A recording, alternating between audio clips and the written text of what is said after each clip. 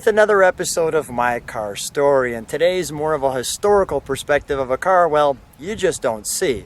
And with that being said, I'm here with Terry Larson. So Terry, he's already got books in his hands. We're going to make sure that we take a look at those. Terry is not only a restorer of these cars and a builder of these cars, but he's also kind of the notable expert as the C-Type, D-Type lightweight by Terry Larson. And show us the car we're going to be showing today. Let's flip open the page there. Okay. Terry, what are we going to be seeing today? What It car is 1954 Jaguar D-Type. It is a team works car for Le Mans, 1954. It was driven by Moss and Walker.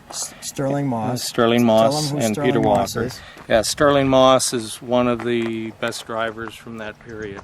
And Extremely how fast did he have a car like this on the He straightaway? He set a new speed record of 172 miles an hour in this car down the Mulsanne Straight. In the open air. Okay. And he set a time for the fastest time of the day.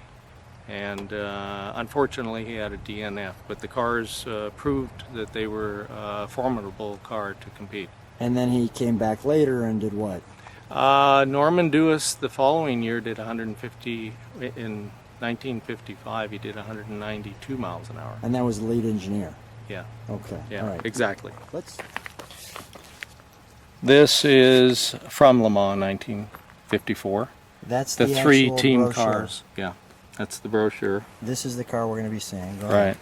And this is in 2002, Norman Dewis drove it, and Norman raced it in period. Norman was the chief development test engineer for Jaguar for 34 years, and he also raced at Le Mans. He didn't, he wasn't their chief driver because they didn't want to risk losing him. Mm-hmm. There were people that could drive quickly, but not many people can drive and tell what needs to be done to make the car quicker. So Norman was a valuable source of information. And Let's go to the next shot. okay, that is the lineup at Le Mans again. 12, 14, 15. And you'll find that when photos were taken, it was the lead team car, which is this car that always was kind of in the front, it seemed like. That's Moss in the S's. Sterling Moss there, okay. And these are just mixed photos at Le Mans again, coming up to the line. That's Moss coming across for the start. Here they're wiring. Matter of fact, he looks like he's leading the race there, Yeah, too. yeah, he was always quick. And they're wiring for the fluids, for the oil, for the during the pit stop. And just a mix of photos. That's Norman at Le Mans 54. And let you take in that. Okay, well it was one of 5 team cars for Le Mans that ever ran at Le Mans. There were only 5 factory team cars that ever ran at Le Mans, and this one was driven by Moss, as I said. And from there, it was used as a test car over the winter by Norman Dewis. It was his test car for the development of the 1955 cars. It was also used to test who was going to drive for Le Mans in 1955. So it was kind of a workhorse for the factory. And it went on to be raced by Jack Broadhead bought it and had Bob Berry, who worked for the factory, had him race it. And in one instance, Norman and Bob were racing the car at Goodwood, and Bob was late coming around, and Norman was worried because he was late coming around, and he came around. Bob came around with one headlight up and one headlight down, and Norman said, "What happened?" And Bob said, "Well, I went off into a cornfield and I got lost. I had to look up over the corn to see where I was, and it took me a while to find my way back out of the cornfield." So we got lost in this car. He got lost in his car cornfield. in a cornfield, and he was having trouble looking up over the corn to see where he was going. In another case, Bob raced it in the Portuguese Grand Prix, and he had it on a transporter with the tools and everything. The transporter broke down. He took all the tools and spares and everything, put in the D-Type, drove 980 miles to Portugal, raced, came in 5th, and then drove back, got the transporter fixed, and then drove back home. That signature I just pointed to was who? That's Sterling Moss. That's Sterling Moss. That's Sterling Moss. What is it? I gotta ask you a question. So what's it feel like to drive a Jaguar? Am I saying it right? Yeah, Jaguar. Jaguar. Yeah. What does it feel like to drive the car that the legend Sterling Moss drove? I mean, does it have any significance to you, or is it just, I'm just driving another one of my Jags?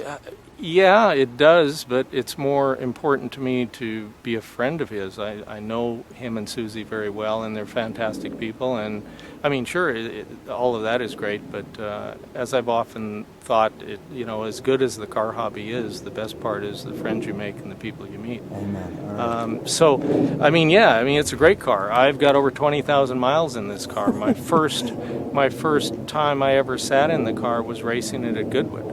I bought the car in England, and they found out I had bought the car, so the timing worked out. They invited me to the Goodwood Revival, and I flew over there, and the car had not been raced in like 15 years. I'd never driven the car, and I'd never been on the track, and it was pouring rain, and I was sick from a bug I caught on the plane, but everything was great. It was great. But, I've got over 20,000 miles on this car in all kinds of weather. We've done Everything was great. the tour my wife and I organized for the C and D types for 18 years. What's the arrow telling us? Oh, that's just for showing where to hook up if it needs to be towed for racing.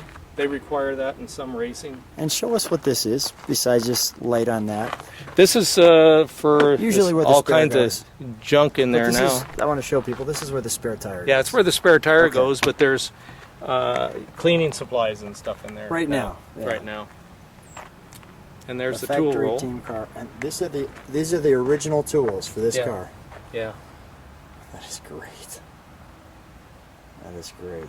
And I've already featured that. Tell me about that little thing I'm focusing on. That is a tag that I got when I ran it at Goodwood in '99. That's great. And you have to have a fire system. The brass tag is signed by Moss, Norman Dewis, Bob Berry, and Jack Fairman, the surviving people at that time that drove the car. The car was raced by 16 different Okurikos Jaguar team drivers or known drivers, and 6 Le Mans winning drivers. So the car has been really driven by a lot of people. And let's show how the gas goes in this. And I see one other tag. What's the bronze tag in front of the steering wheel? Oh, that's just showing the Le Mans history. Okay. So I'll focus on that.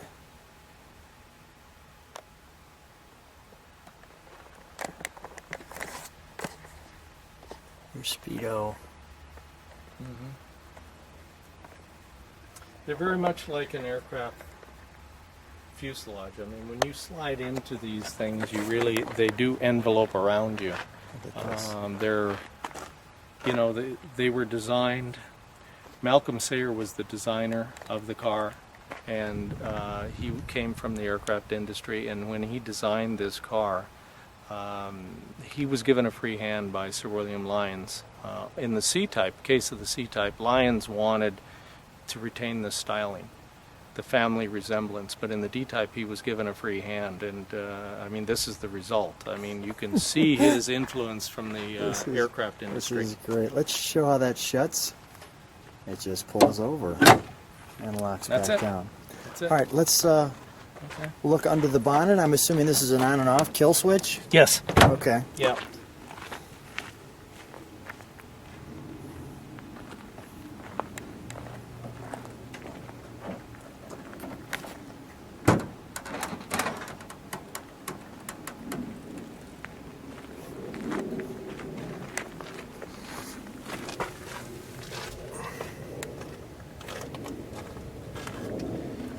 It was very advanced for its time. You can see the tubular chassis that goes through the tub and around the gearbox, attaching to the front of the tub, much like an aircraft Joe, we gotta fuselage. slow down a second. I'm still trying to get tags. Okay. I'm taking it all in. Okay, go ahead. Now tell me. You can see the chassis, the tube frame chassis, how it attaches to the front of the tub, and then it goes through and around the gearbox and attaches to another frame member back there. But you can see the influence from the aircraft industry. It also has a dry sump lubrication, which came from the aircraft industry. Let's take a look at that. It not only allowed the engine to be lower because the sump on a dry sump is lower than wet sump, but also it helped because of the fantastic brakes. With the wet sump engine, with really good brakes, the oil will cavitate. It sloshes around too much. The dry sump came from the aircraft industry. In addition, the disc brakes came from the aircraft industry. So it's part car, part aircraft, which Yeah. is why you can do 172. Some people called it an aircraft on wheels. In 1954. Yeah, in 1954. And Norman Dewis is the one that developed the disc brakes. That's his signature. Yeah. He developed the disc brakes for Dunlop. Him and Sterling Moss tested the disc brakes in the Mille Miglia in 1952 with a C-Type. And then in 53 they ran at Le Mans in the lightweight C-Type with disc brakes for the first time. And the aircraft fuel bag. They now had a rubber fuel bag. A rubber fuel bag. Not only for safety, but for lighter. It made the car lighter. It took out quite a bit of weight. Can we start it with the hood open, or is that not a good idea? No, we can. Okay. We can do that. Yeah, I got Through the door. it. Yeah. It's kind of a half door as you fall into it. Yeah. Now, is this all? What is all this aluminum That's a for? cold air box. Okay, cold air Basically, box. the air comes in the front of the box. I see it. And it's directed into the carbs. Air comes in here, and then Okay. forced right through. Yes.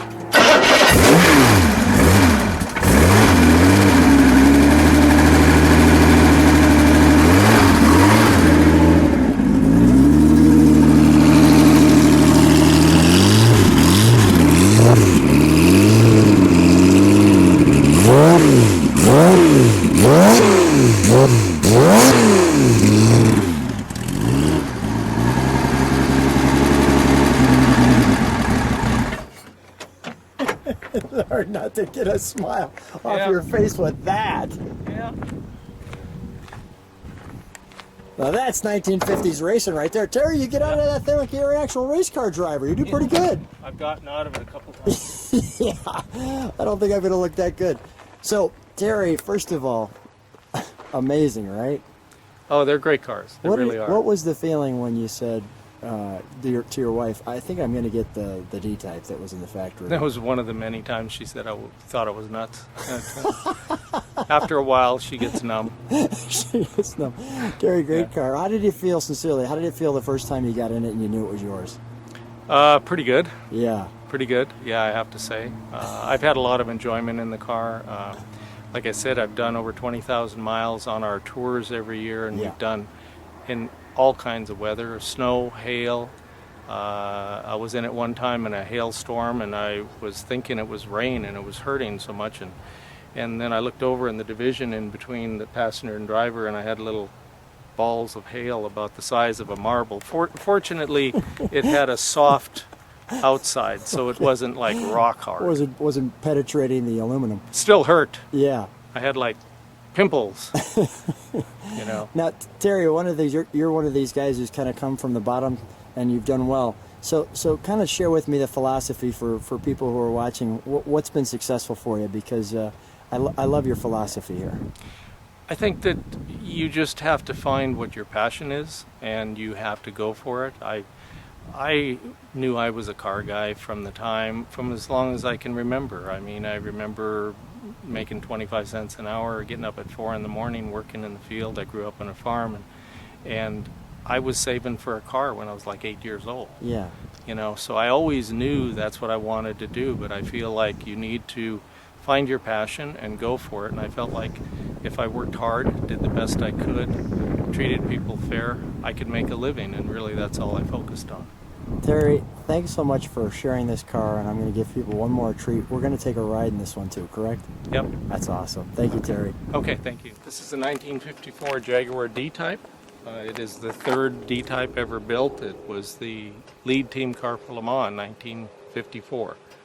There were only 5 team cars that ever ran at Le Mans, so it has some real serious history. So this is really a museum car, and we're driving it today. Yeah, we are. It was the first year that they ran at Le Mans, 1954. After that, the car went on to be raced by other team drivers. Overall, the car was driven by 16 different known drivers, including 6 Le Mans winning drivers. Tell me what OKV2 stands for. OKV2 is the registration for the Coventry area. Okay. It's the registration that was given to the factory for the car at that time. So it went on to be raced after that. It was raced by Norman Dewis and Bob Berry. And Norman Dewis was the chief engineer? He was the chief development test engineer for Jaguar for 34 years. Chief development test He engineer. raced it at Goodwood with Bob Berry. Real knockoff lugs, because that's what you did at this time. That's just wonderful. Okay, so this is our oil. That's the oil sump. It's a 3.5 liter dual overhead cam dry sump engine with Weber 45 DC03 carburetors. The dry sump lubrication allowed the engine to be lowered for aerodynamic purposes and also helped with the oil flow because of the disc brakes, Okay. the new disc brakes. The disc brakes are power assisted by a plessy pump on the back of the gearbox, and they work real well. They developed the disc brakes in 1953 and ran them at Le Mans for the first time. Yes. Norman Dewis and Sterling Moss tested the disc brakes in 1952 in the Mille Miglia in a C-type. So Norman was in charge of doing the development on the disc brakes.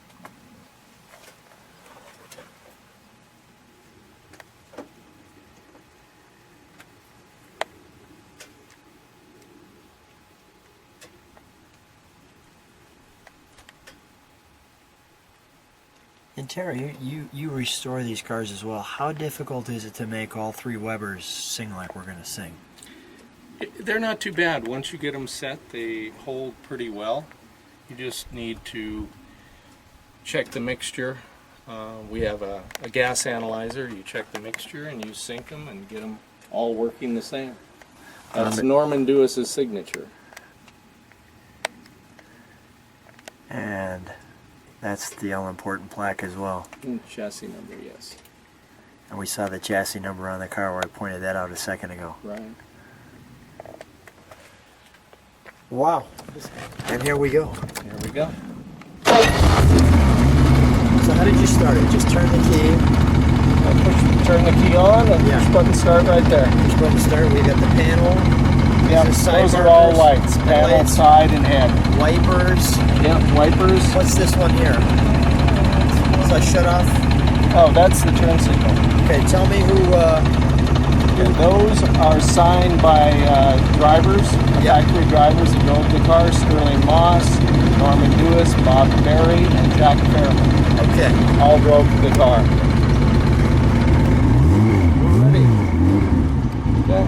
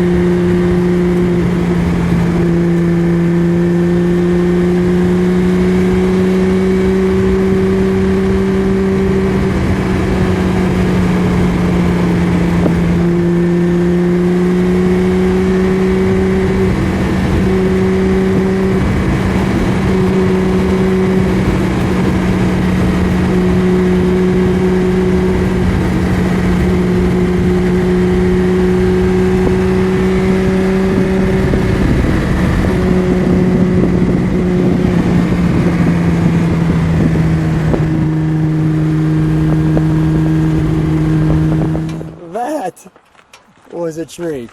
I'm glad you enjoyed it. Oh my gosh, I enjoy it every time. Let's take it one more time.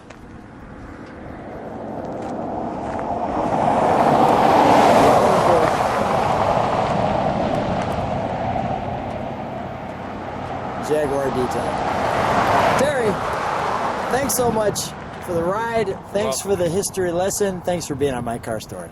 You're welcome. Thanks.